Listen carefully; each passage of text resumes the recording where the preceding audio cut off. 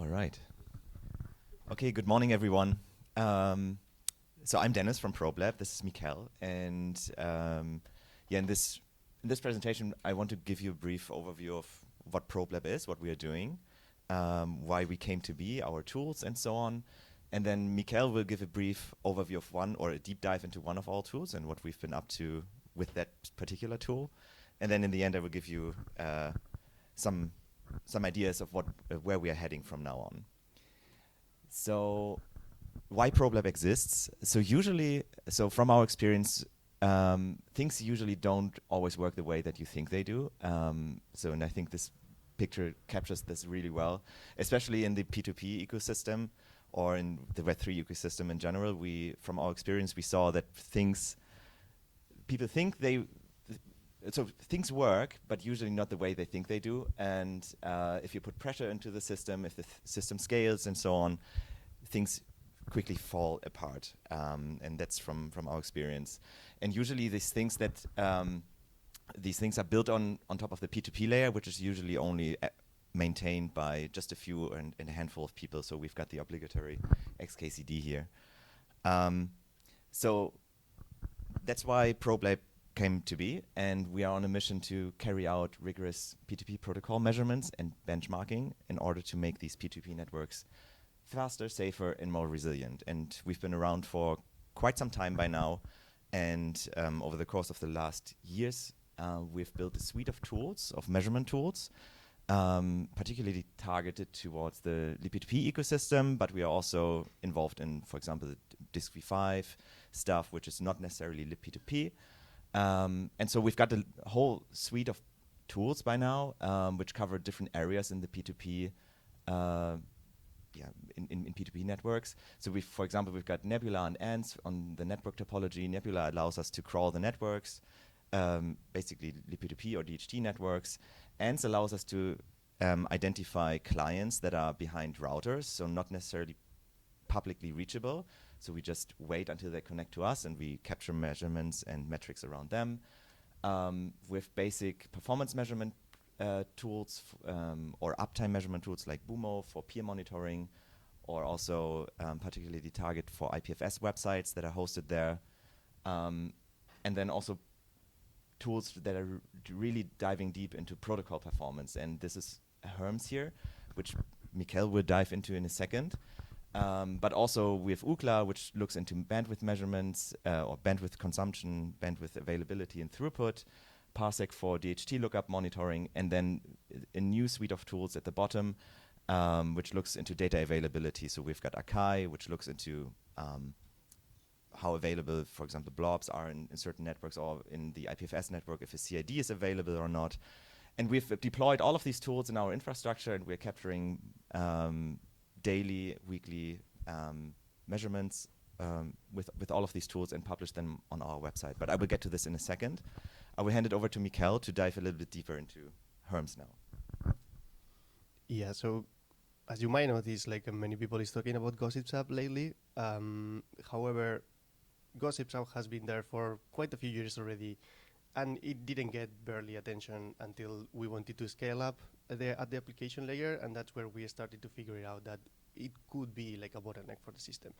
So we've developed Herms, which is pretty much a light networking tool. Ideally, at the beginning, we just deployed it for Ethereum. And the main idea that we had is that we wanted to take a look of how the protocol is working, how the network is behaving, what's the internal status of Gossip App. Just for the record, the only study that was done on Gossip App was pretty much the test ground study, the 101 report that you can find online.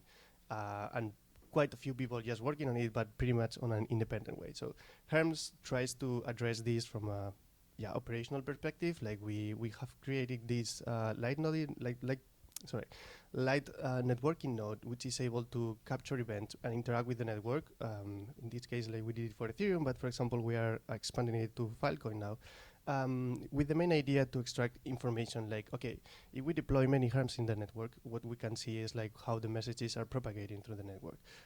We can also see the ratio of duplicates that we are receiving. Like this is pretty useful because at some point the network cannot scale up because we are sending too many messages, but maybe those messages are not actually relevant, they are just duplicates. And we can also help assessing like which part of the internal parts of Gossips app are actually consuming more bandwidth than maybe they should. Yeah, so the kind of events that we are tracking at Herms as pretty much like at the libp2p host events, like when we connect to someone, when we disconnect to someone, when we are sending RPCs, when we don't. Importantly, on the Gossips app layer, like all these control messages that we are streaming to other peers in our meshes, like we really wanted to get like these particular traces so that we could understand like which are like the trends inside the single host. And of course, like once we are already connected to a network, like why not also support the RPCs? Why don't we track how many peers are requesting us like the same information, or whether they are actually exceeding the radius that we are having? So with this, we've done a bunch of analyses previously, but I'm gonna just focus on the latest one that we've done. The Gossips 1.2 version included like the I don't want control messages, which are supposed to increase or reduce, in this case, the bandwidth utilization, as they want to prevent like having duplicate messages. However, once again, like we cannot see how many duplicates are we reducing. We can just see it at application level, but we wanted to have a deeper look on how internally it's working. So some of the findings that we found is that it is working, yes. They are reducing the duplicates. However, there are still few like low-hanging fruits that we could improve to make the whole Gossips app implementation slightly better and slightly more efficient. Like, for example, from the metrics that we were gathering, we saw that 60% of the messages were actually requested barely like 10 milliseconds. Like we were requesting messages on I want messages slightly 10 milliseconds before the actual message was delivered to us through the mesh. So if we think about how message propagates through the network, like it takes a time from when someone is sending me the first byte to I can actually download the last byte, and that's when I receive the message as a complete. But in between, if I hear that someone already saw the message through an I have, like the protocol will just request it because I'm not aware that someone is sending it to me. So this interaction is what we wanted to display in this CDF graph, where like 60% of those messages are actually sent, and therefore they're producing a duplicate like right before we actually got the message.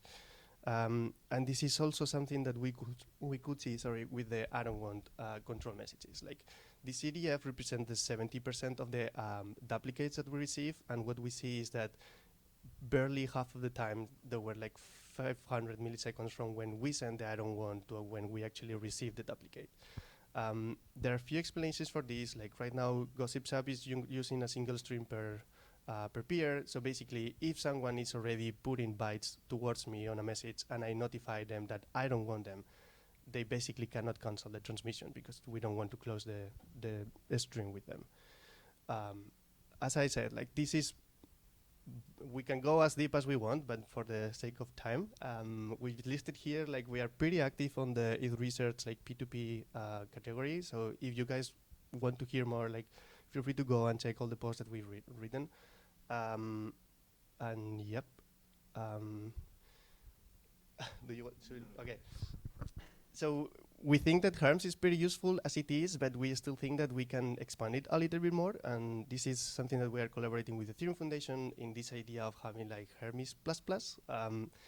The main idea of this would be that we want to make it even lighter. So right now, Herms still backs up with a proper full node from the network itself. Like if we think about Ethereum, we rely on a Prism node that is allowing us to share information that other peers find relevant. And this is what is making us keeping stable connections. If we weren't doing this basically could be altering the results that we get. So we still have some ideas of how to make it even lighter, with the main idea that we can scale it horizontally and have like a better representation of the network, like different geolocations, like different set of peers and so on. We also want to slightly tune Gossip App so that we can also capture like more events. There is some work already pre-done to actually try to tune a little bit better the tracing. As I mentioned, scale it horizontally. And because we want to scale it horizontally, we have to be really careful that we are not overlapping connection between Herms instances and that these Herms instances are also not connected to the same set of peers, because the worst thing that we could do is actually eclipse someone, and that's not something that we want to do. So we want to be really careful there. So yeah, do you want to proceed? Yes. Okay. Okay. Yeah, I just want to make sure that this is only scratching the surface. I think Mikael showed all the screenshots of all the other reports that we put out. So check them out if you want to learn more about that. So looking ahead, so where are we heading now? So first of all, we are currently collaborating with these ecosystems or projects, and we are actively searching or striving to expand. So maybe your network could be next on the slide next time. So all the tools that you've seen previously, if your network is based on libp2p, is using libp2p in some way or another, I'm pretty sure that some of our tools could apply to that network and will bring value out of the box. But also, even if we just if we went ahead and did some customizations here, I think this can bring value to the network, because usually these networks or these projects don't have very good insights into how the P2P layer is actually working. So that being said, so onboarding new networks. So we strive for Probelab.io to become the reference point for P2P metrics. For that, though, at least I think we should revamp the website to make it a little bit more interactive and visually pleasing and so on. But still, the data on Probelab.io is quite extensive by now. So also check that one out. We are working on a peer monitoring service, or we want to work on a peer monitoring service, which is like, so you give us a peer ID or a multi-address, and we continuously probe that peer over time and collect metrics about the uptime or other certain business relevant things, for example. And also towards the end of the year, we want to publish a first specialized report on the state of Web3. So with all the data that we have on all these different networks, we can actually start to compare similar metrics among or across different networks, which makes it nice just to see how different networks compare to each other. And yeah, check out Probelab.io, and also head to probelab.network, and that's where you can find more information about other services that we provide, but also our team. And yeah, with that, I think that's it. Thank you.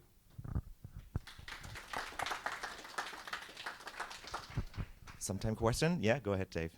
How is your, you have light libp2p peers that are measuring these peer-to-peer networks. Right. What's your global distribution of your monitoring and stuff? Because obviously if you spin them all up in virtual machines in AWS West, Right. like you have skewed measurements. So how are you coordinating sort of your global? So right now, so you're talking about the Herms instances, the slide nodes, probably. Yeah. So right now. Talk more about that network and like, you know. Yeah. That's a lot of work to try to get them all around the globe. Yeah, that's right. So right now, this is actually run by the Ethereum Foundation, or maybe you can say a little bit more about that. Yeah, so right now we have like two single instances. One is running in Australia, in Sydney, and the other one is in San Francisco, I think.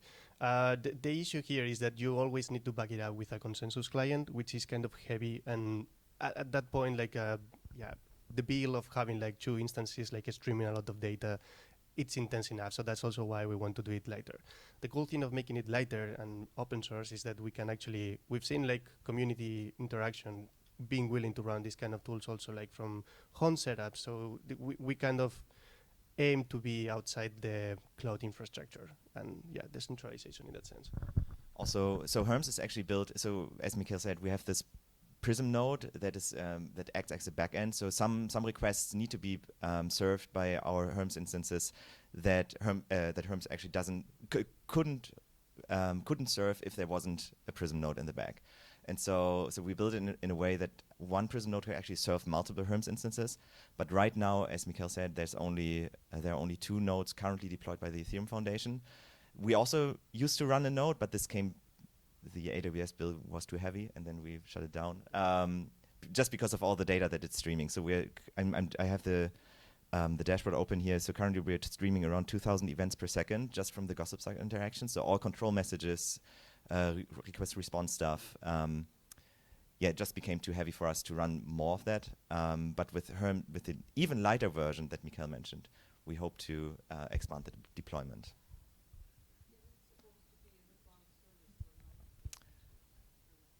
So it's supposed to. So it's all open source. You can run it yourself. So we don't plan to make it a service for someone. So I mean, if you come to us and we can run it for you, of course. But if that's what you mean, sorry. Yeah, cool.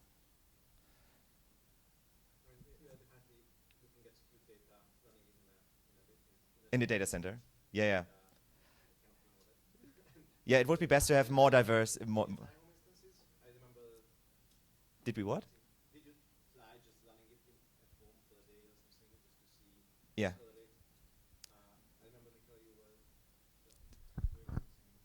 Yeah, so I did run it at home, but I mean the number of traces that we are getting is so high. Like I was able to fill up like 200 gigabytes in like a matter of an hour. It also depends on the number of topics that you want to monitor, but running it at home, now we have like some extensions. So for example, we batch all the traces and we submit them to an S3 instance.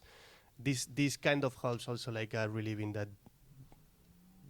workload from locally to somewhere externally. So yeah, in this case, like we are collaborating now with the AF, so we don't have to worry that much about it. But this is runnable from a home instance, if that's the question. Do you want me to run it there?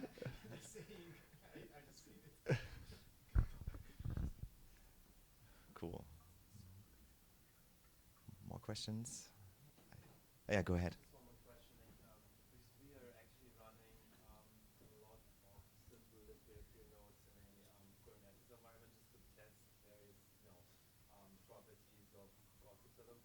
Mm-hmm.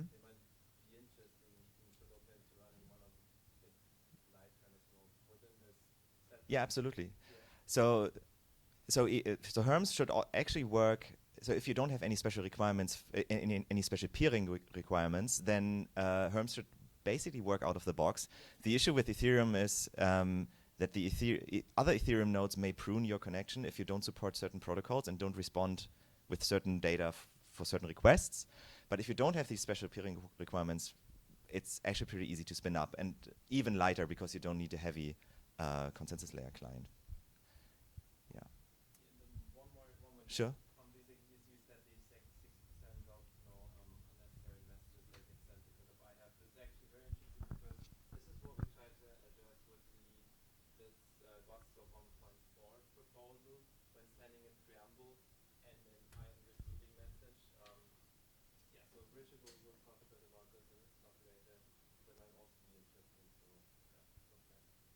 Yeah, like there are really cool new ideas about Gossip App. Like one of the main issues that we've also found out is that we are pretty much taking all the topics as if they were the same. So a topic that has like really short messages but super frequent or like at large scale, we have the same parameters for that for the block that, for example, is like a larger chunk of data, but it's happening like every 12 seconds. So yeah, I know H from the Lighthouse team was also proposing to decouple and make it like a more topic-specific parameters that could also like help reducing, like for example, maybe we don't need such a low heartbeat for some of the topics, but we do for others. So, but yeah, like many cool stuff happening at the Gossip App spec. Cool. All right. Yeah. That's it. Great. Cool. Thanks, guys. Cool. Thank you.